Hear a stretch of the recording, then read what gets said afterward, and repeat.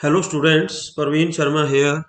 तो लीजिए बेटा, आज मैं आपको जो चैप्टर करवाने जा रहा हूँ लेजर के बाद, उस चैप्टर का नाम है ट्रायल बैलेंस।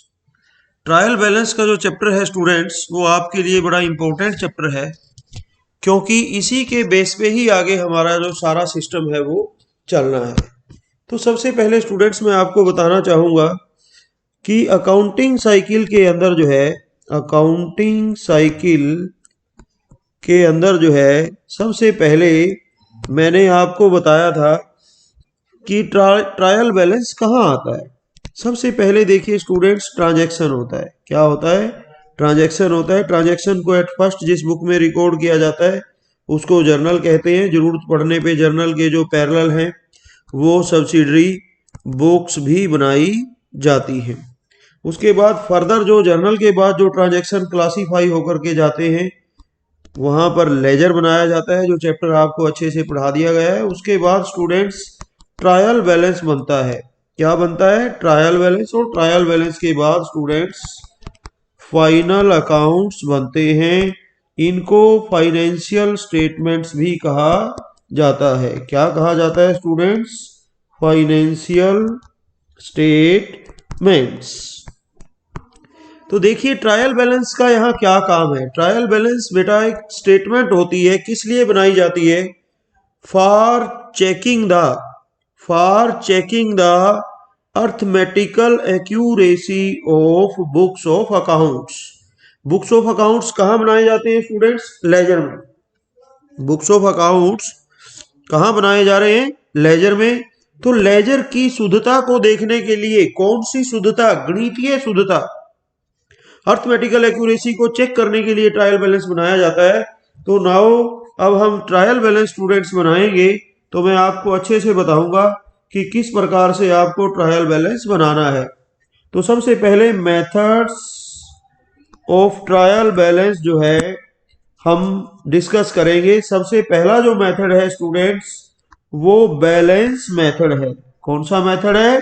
Balance method. दूसरा जो मेथड है वो टोटल अमाउंट मेथड है। और जो थर्ड मेथड है वो टोटल अमाउंट कम बैलेंस मेथड है।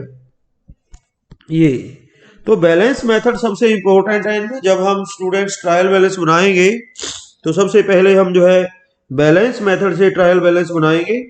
तो बैलेंस मेथड से ट्रायल बैलेंस जैसे ही हम बनाएंगे स्टूडेंट्स, ये ट्रायल बैलेंस लिखना है आपने। ट्रायल बैलेंस एज एट 31/3/2016, क्योंकि ट्रायल बैलेंस किसी भी वर्ष की अंतिम तिथि को बनता है, फाइनेंशियल ईयर की के एंड में। तो यहाँ पर ये सबसे पहले नेम ऑफ अकाउंट्स और उसके बाद दो कॉलम स्टूडेंट्स ध्यान से देख लेना है आपने प्रोफोर्मा बुक में। अगर इसमें कोई कमी है तो आपको अच्छे से बुक में प्रोफोर्मा को चेक करना है। यहाँ पर आएगा अमाउंट डेबिट और यहाँ पर आएगा अमाउंट क्रेडिट। तो सबसे पहले हमने लेजर बनाए थे स्टूडेंट्स। जैसे मान लिया हमने कैश अकाउंट बनाया, तो ये कैश अकाउंट बनाया, तो कैश अकाउंट में हम लिखते रहे क्या कि सेल से पैसा आया 2 लाख रुपए, मोहन से आए 50,000 रुपये, एक्स से आए 80,000 रुपये, कमीशन रिसीव की 5,000 रुपये, इंटरेस्ट रिसीव किया 4,000 रुपये, पेमेंट जो है हमने वाई को की 20,000 रुपये। तो देखिए यहाँ पर 5 और 4 9, यानी 2,80,000 और उसके बाद 3,30,000, 3,35, 3,39,000 टोटल। ये 3,39,000, इसमें से ये 3,19,000 क्या आ गया स्टूडेंट्स? By balance CD. तो ये 3,19,000 इसका बैलेंस है। तो ये कौन सा बैलेंस है स्टूडेंट्स? Debit balance. तो डेबिट बैलेंस हमेशा कहाँ लिखा जाएगा? डेबिट में। ट्रायल बैलेंस के यहाँ लिखेंगे 3,19,000, यहाँ लिखेंगे हम कैश बैलेंस। ऐसे ही कैपिटल अकाउंट। कैपिटल अकाउंट का स्टूडेंट्स कौन सा बैलेंस होता है? मान लिया कैपिटल 3 लाख रुपए है तो वो क्रेडिट बैलेंस होता है। इसी प्रकार परचेजेज मान लिया 80,000 है, डेबिट होती है। इसी प्रकार सेल्स मान लिया 1,20,000 है, वो क्रेडिट होती है। ध्यान है ना ये चीजें। उसके बाद परचेज रिटर्न क्रेडिट होती है, सपोज वो 10,000 है। सेल्स रिटर्न सपोज वो 5,000 है, डेबिट होगी। ठीक है ना। इस प्रकार लैंड एंड बिल्डिंग क्योंकि एसेट है, 1,20,000 की है, डेबिट हो गई। प्लांट एंड मशीनरी, ठीक है ना, ₹1,00,000 के हैं, डेबिट हो गए। फर्नीचर एंड फिक्सचर जो है वो सपोज 50,000 के हैं, डेबिट हो गए। कोई लोन है सपोज 1,20,000 का, वो क्या हो गया, क्रेडिट हो गया। बिल्स पेबल्स हैं तो क्या हो जाएंगे, 20,000 के क्रेडिट। बिल्स रिसीवेबल है, एसेट होते हैं 30,000 के, क्या हो गए, डेबिट। इस प्रकार स्टूडेंट्स आपको ध्यान रखना है कि जो एसेट्स हैं यानी जो डेबिट बैलेंसेज हैं वो डेबिट में, और जो क्रेडिट बैलेंसेज हैं वो क्रेडिट में आप लिखते जाओगे। लास्ट में इसके दोनों साइड का, ये दोनों कॉलम हैं तो लास्ट में इन दोनों का टोटल होता है। ये टोटल और ये टोटल स्टूडेंट्स ये क्या होना चाहिए, बराबर होना चाहिए। अगर ये टोटल हमारा ट्रायल बैलेंस का बराबर आता है तो इसका मतलब हमारे जो अकाउंट बुक है उनमें कोई अर्थमेटिकली कोई किसी प्रकार की प्रॉब्लम नहीं है। हमारे जो टोटल वगैरह हमने जो अकाउंट के किए हैं स्टूडेंट्स वो सारे ठीक है। ध्यान रखना है आपको इस प्रकार। तो नेक्स्ट जो मेथड है स्टूडेंट्स वो है total amount method. Total amount method में ट्रायल बैलेंस हमें बनाना है। ये ट्रायल बैलेंस बना रहे हैं तो यहाँ पर वही चीज, दो कॉलम हमें बनाने हैं, डेबिट अमाउंट और क्रेडिट अमाउंट के। ये अमाउंट डेबिट है, ये अमाउंट क्रेडिट है। ठीक है। इसमें क्या है, सपोज ये कैश अकाउंट है। कैश अकाउंट में हमने देखो डेबिट साइड में 1,00,000 रुपए लिखे थे, 50,000, 20,000, 30,000, टोटल हो गया 1,50,000। क्रेडिट में हमने लिखे थे 20,000, चलो मान लिया 10,000 भी है। तो यहाँ पर ध्यान रखिए कि बैलेंस नहीं आएगा, यहाँ लिखेंगे हम कैश अकाउंट। डेबिट का टोटल है 1,50,000, क्रेडिट का टोटल है 30,000, यूं लिखेंगे। जैसे कैपिटल अकाउंट बनाया, कैपिटल अकाउंट बनाया तो कैपिटल अकाउंट के क्रेडिट में 3,00,000 है और सपोज डेबिट में 20,000 है, तो फिर क्रेडिट में कितने आएंगे, 3,00,000 और डेबिट में कितने आएंगे, 20,000। यहाँ क्या लिखेंगे, कैपिटल अकाउंट टोटल आएगा। यानी किसी भी अकाउंट का डेबिट का टोटल डेबिट में आएगा, क्रेडिट का टोटल क्रेडिट में। बैलेंस नहीं आएगा बल्कि टोटल आएगा।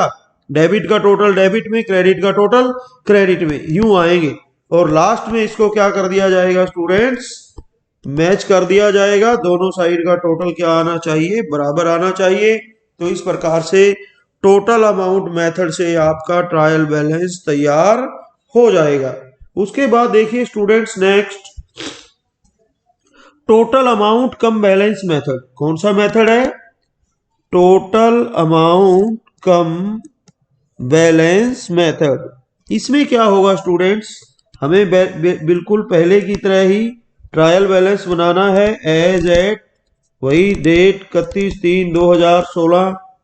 ये हमें नेम ऑफ अकाउंट्स का कॉलम बनाना है। फिर ये total amount debit, total amount credit, फिर ये डेबिट बैलेंस और ये क्रेडिट बैलेंस। इस प्रकार यहाँ पर amount debit, amount credit, balance debit और बैलेंस क्रेडिट। जैसे कैश अकाउंट लिया हमने, डेबिट का टोटल हमने लिया था 1,50,000, क्रेडिट का लिया था 30,000। तो अब ये तो था टोटल। अब बैलेंस की बारी आई तो 1,50 में से 30 गए तो डेबिट के कितने बचे, 1,20,000। डेबिट में क्या लिखेंगे, 1,20,000 यहाँ ये। उसके बाद हमने लिया था कैपिटल अकाउंट। कैपिटल अकाउंट के क्रेडिट में हमने कितने लाख रुपए लिए थे, 3,00,000। डेबिट में हमने कितने लिए थे, 20,000। तो 3,00,000 में से 20,000 गए, 2,80,000 किसके बचे, क्रेडिट के।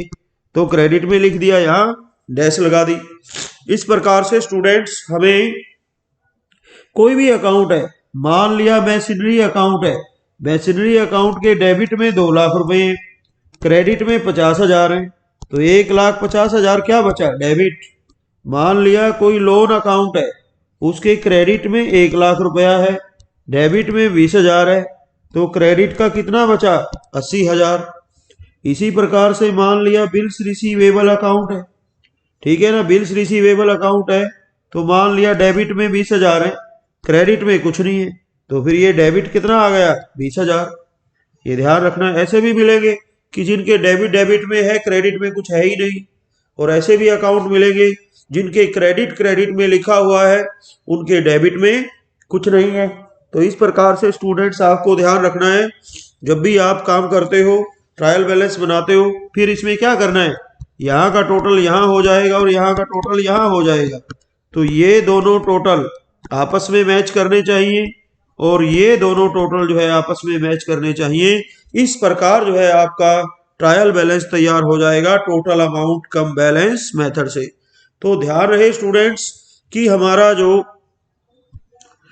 जो अकाउंटिंग का जो अप्रूव्ड मेथड ट्रायल बैलेंस बनाने का है वो बैलेंस मेथड से है। कौन से मेथड से है? Balance method is the important method of trial balance. तो इससे आपको ट्रायल बैलेंस जब आप बनाते हो तो वही चीज मैंने पहले भी बताया था, एज एट 31/3/2016 बिल्कुल साफ साफ टोटल अमाउंट, ये कॉलम डेबिट अमाउंट का है और ये कॉलम क्रेडिट अमाउंट का है और ये कॉलम जो है नेम ऑफ अकाउंट्स का है। अब कैपिटल का क्रेडिट बैलेंस कितना है स्टूडेंट? कैपिटल का क्रेडिट बैलेंस 3 लाख में से 20,000 गए तो बाकी कितना बचा? 2,80,000। ठीक है। कैश बैलेंस कितना था? 1,30,000। उसके बाद प्लांट एंड मशीनरी कितने की थी हमारे पास? 1 लाख रुपए की। लैंड एंड बिल्डिंग सपोज कितने की है? 80,000 की। फर्नीचर एंड फिक्सचर जो है वो सपोज कितने का है? 50,000 का। बिल्स रिसीवेबल कितने के हैं? 10,000 के। सपोज बिल्स पेबल कितने के हैं? 20,000 के। सैलरी क्योंकि खर्चा है 20,000 कहाँ आएगा? डेबिट में आएगा। ये ध्यान रखना है। यानी डेबिट बैलेंसेस स्टूडेंट्स डेबिट में आएंगे और क्रेडिट बैलेंसेस किस में आएंगे? क्रेडिट में। लास्ट में आप टोटल करोगे तो ये बराबर आएगा। ये मैंने जो बनाया है इसका जरूरी नहीं है बराबर आना क्योंकि मैंने कम आइटम लिए हैं, लेकिन जब आपको स्टेटमेंट मिलेगी और आप ट्रायल बैलेंस बनाओगे तो 101% वो आपका बराबर आएगा। बराबर जब आएगा तभी हम मान पाएंगे कि भाई हमारे जो बुक्स ऑफ अकाउंट्स हैं वो क्या है? एक्यूरेट हैं। तो इस प्रकार से स्टूडेंट्स आपको ट्रायल बैलेंस बनाना है और ये आपका ट्रायल बैलेंस का जो चैप्टर है इसी के साथ स्टूडेंट्स इसका एंड होता है। आपको अच्छे से करना है। छोटा सा चैप्टर है बट टिपिकल है। इसमें 4 नंबर का क्वेश्चन आता है। बच्चे इसमें गलती कर जाते हैं। जैसे एक गलती स्टूडेंट्स कहाँ करते हैं बच्चे? एक वर्ड है कैरेज इनवर्ड, एक है कैरेज आउटवर्ड। अब बच्चे सोचते हैं कि इनवर्ड को डेबिट कर दें ट्रायल बैलेंस में और आउटवर्ड को क्रेडिट कर दें, जबकि चाहे कैरेज इनवर्ड है चाहे कैरेज आउटवर्ड है, अगर ये 20,000 है और ये भी 20,000 है तो दोनों ही डेबिट होंगे स्टूडेंट्स। इनवर्ड का मतलब होता है, मैं फिर आपको बताता हूं कि इनवर्ड का मतलब परचेज होता है और आउटवर्ड का मतलब सेल होता है।